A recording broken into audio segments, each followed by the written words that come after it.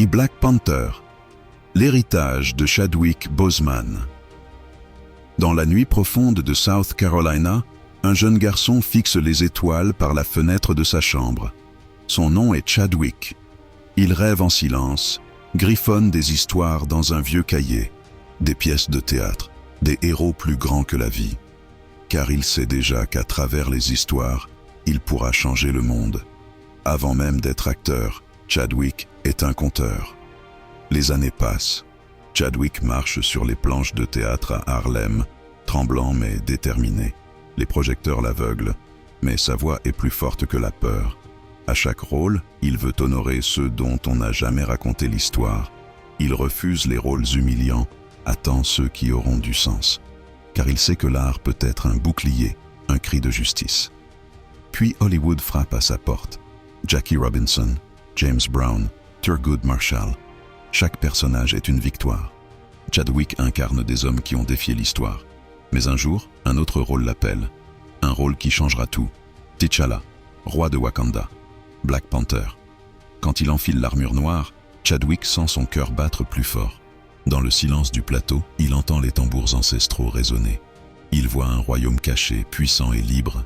Il comprend que Black Panther n'est pas juste un film, c'est un mouvement, une révélation. Il devient plus qu'un acteur, il devient un symbole. Le soir de la première mondiale de Black Panther, Chadwick avance sur le tapis rouge. Des enfants noirs, habillés en panthère, le regardent comme s'il était un roi véritable. L'un d'eux lui tend un dessin. « Je veux être un roi comme toi ». Chadwick sourit mais ses yeux brillent de larmes, car il se souvient de lui-même, enfant, sous le ciel sans lune. Être vu, c'est exister. Mais derrière les sourires, une guerre silencieuse se livre. Un cancer le dévore lentement. Chadwick souffre en secret. Il tourne entre deux traitements, cache la douleur sous les rires et la discipline. Parce qu'un roi ne doit pas tomber. Parce que des millions d'enfants comptent sur lui. Une nuit seul chez lui, il relit des lettres de fans. Un enfant malade lui écrit « Tu es plus fort que le cancer, tu es mon héros ». Chadwick repose la lettre submergée. Il se souvient des hôpitaux, de ces enfants qui se battaient pour vivre, tandis que lui se battait dans le silence. Il avait promis d'être là pour eux, même s'ils combattaient le même ennemi. J'étais leur héros, mais ces enfants étaient mes héros.